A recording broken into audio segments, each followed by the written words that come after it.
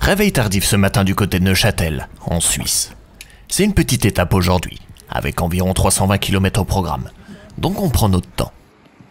On émerge tous vers 8h30 et on commence cette journée par quelque chose d'un peu insolite, on va dire. Alors qu'on est encore tous sous nos couettes respectives, à se réveiller tranquillement et en discutant un peu de tout et de rien, Vince vient à nous dire à un moment « Les gars, j'ai du mal à ouvrir les yeux. J'ai l'impression qu'ils sont gonflés. » On se lève avec Raph, on le regarde et on commence littéralement à éclater de rire. C'est pas Vince, c'est pas possible. On ne le reconnaît même pas. Il a mis sa tête dans une ruche toute la nuit ou quoi? Son visage a, sans te mentir, doublé de volume. On ne sait pas à quoi il a fait une réaction allergique. Heureusement, c'est sans gravité. Ça dégonflera tranquillement tout le long de la journée. Je vais pas te montrer la photo qu'il a prise sur le coup, pour des raisons évidentes de préservation de sa dignité. Non, en fait, il a juste pas voulu me la filer, mais t'auras l'occasion de voir ça sur quelques plans. Allez, on prend notre petit-déj, on charge les bécanes, on fait le plein et on attaque le plateau suisse.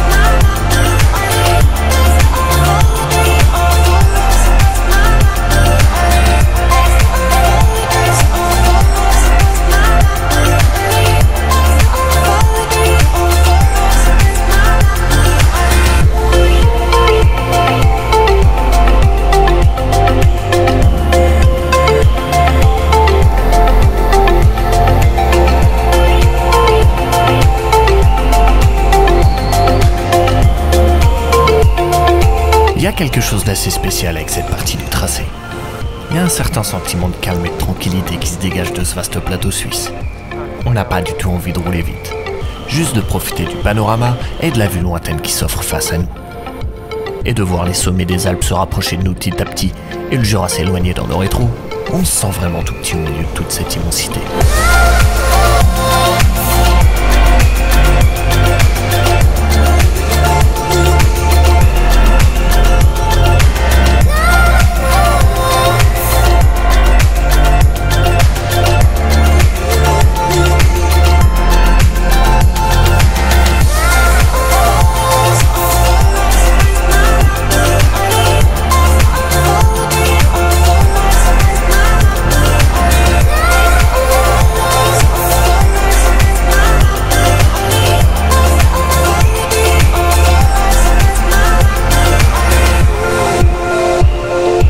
On arrive enfin au pied des Alpes, et ce sentiment de tranquillité qu'on a connu jusque-là va vite laisser place à l'envie furieuse d'attaquer un peu.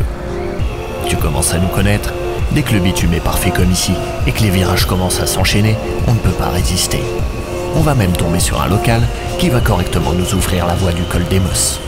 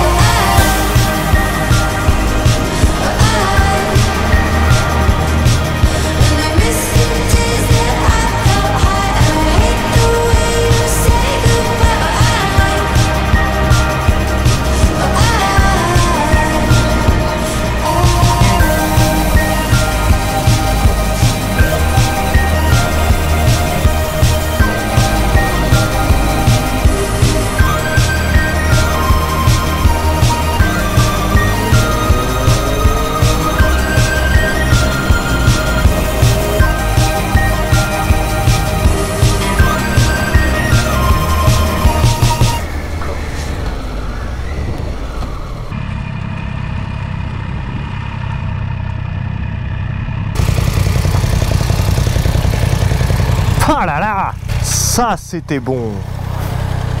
Le mec, il gère. Oh ouais. Il a bien ouvert la voie, hein, le bâtard. Ah, c'est cool. Allez hop. Tu m'étonnes que c'était bon. Un grand merci à ce motard suisse. Il a géré comme un chef. C'était franchement un super plaisir de rouler derrière lui. Et ce col des Mosses, très sympa à rouler. Ça m'a fait un peu penser au col des Aravis une fois en haut, que j'ai pu rouler par beau temps en 2020. Par contre, il y avait trop de voitures à mon goût dans la descente. Ça casse un peu trop le rythme qu'on avait. Mais ça n'enlève en rien le plaisir. Allez, on continue en direction de la frontière française, mais sur un rythme un petit peu moins soutenu.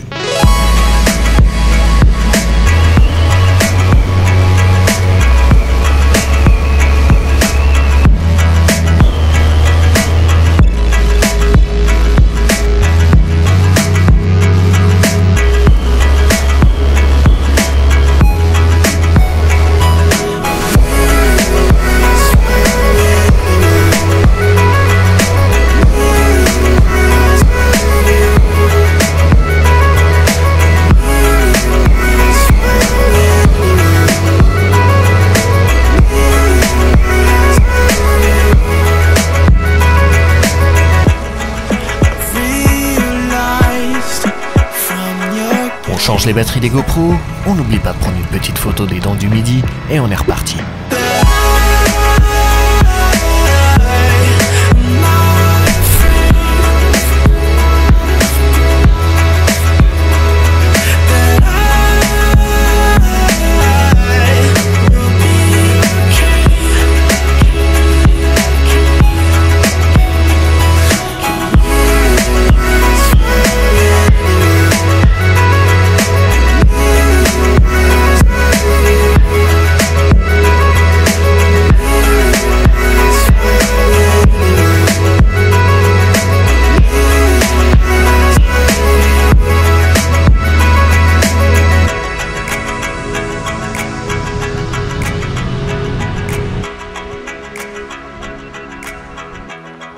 On arrive au lac de Morgin, où on va se poser un petit peu, histoire de se dégourdir les jambes et de profiter un peu du calme apparent de l'endroit avant de passer la frontière.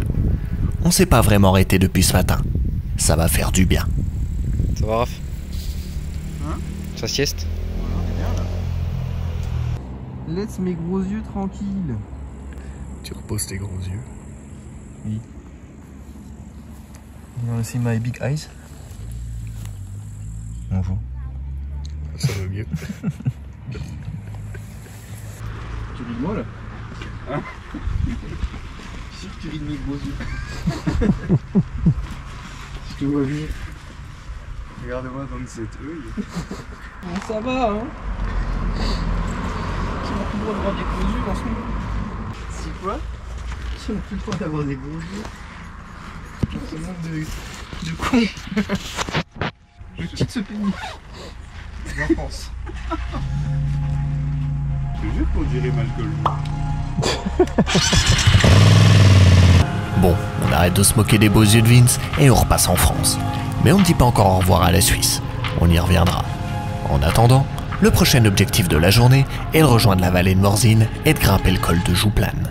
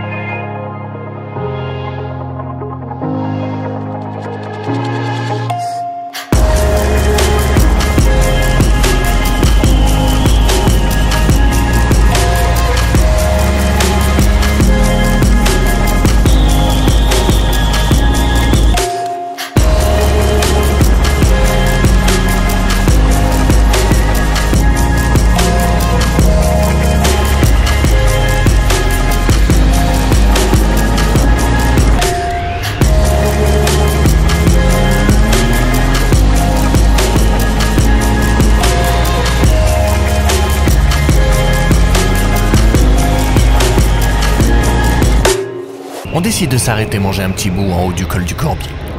Il est 15h, il doit faire quelque chose comme 25-26 degrés, et on se tape une tartiflette. Normal. Tu me diras, il n'y a pas d'heure ni de saison pour une bonne tartiflette. Meilleur plat du monde, je veux rien savoir.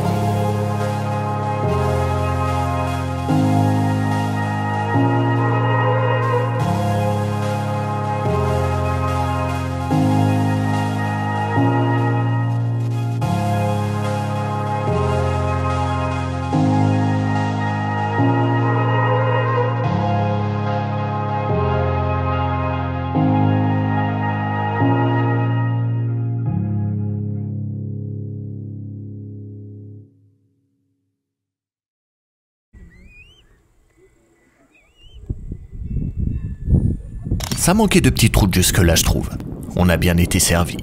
Vraiment très sympa à monter ce petit col de Jouplane. Pas trop de monde sur la route, ce qui nous a permis de le monter à bon rythme. Et on est gratifié à la fin d'une vue magnifique. C'est le genre de petit coin relativement peu fréquenté comme je les aime. Is it done yet? Allez, l'heure tourne. Il est temps de passer de l'autre côté du col pour rejoindre le cirque du fer à cheval.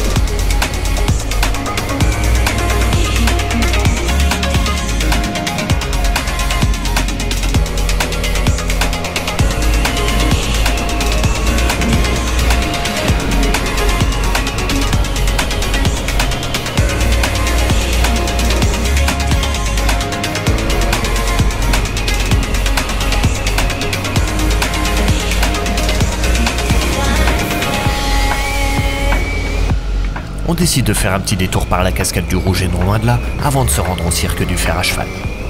Surnommée la Reine des Alpes, cette cascade est certainement l'une des plus belles de France. Formée de 2 ressauts, elle jaillit sur plus de 90 mètres de haut et quand vient la fonte des neiges, elle peut atteindre un débit impressionnant.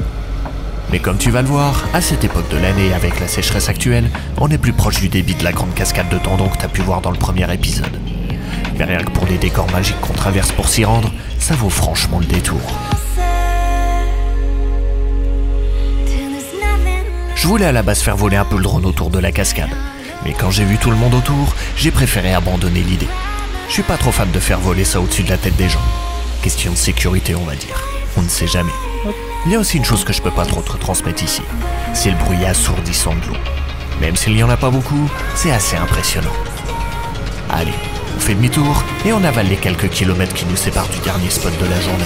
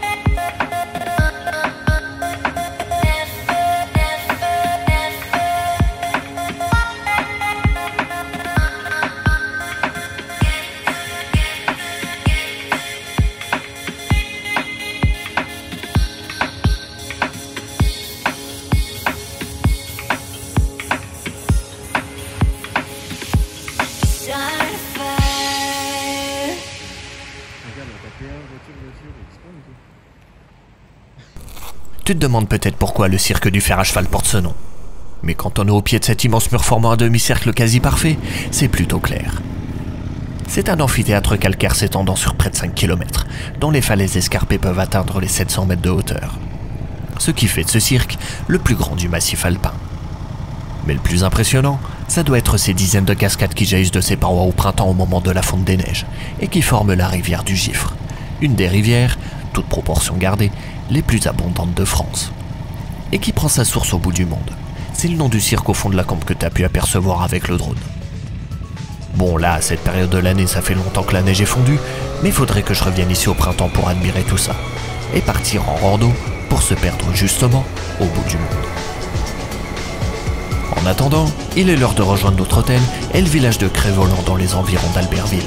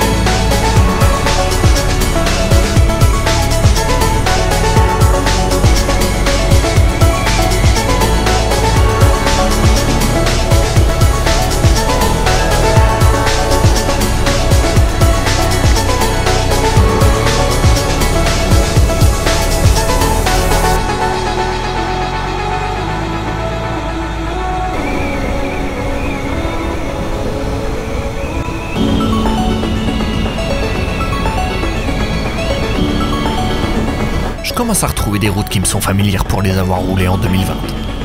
Et quand j'y suis passé à l'époque, en pleine journée, c'était l'enfer. Il y avait beaucoup trop de monde, notamment sur la route de Megève qui va suivre. Là, on est en fin de journée, ça devrait aller mieux. Surtout que cette petite grimpette est bien sympa.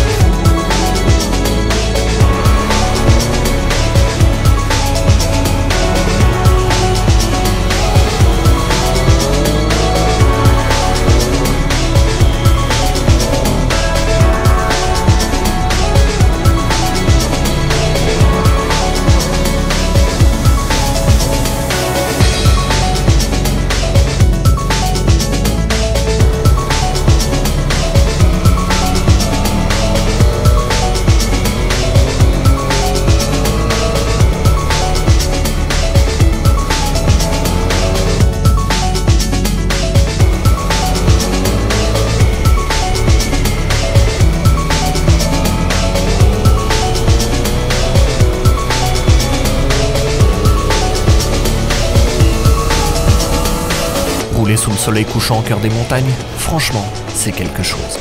La lumière et les couleurs sont juste ouf. J'aurais pu rouler encore des heures comme ça. Je crois que je m'en lasserai jamais. Mais faut bien s'arrêter à un moment.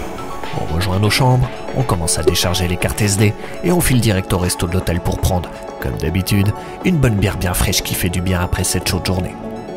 Demain, on retrouve des paysages qu'on n'a pas du tout vus l'année dernière à cause de la pluie, dont le lac de Roseland. Je me sentais obligé de repasser par là. Allez, bonne nuit.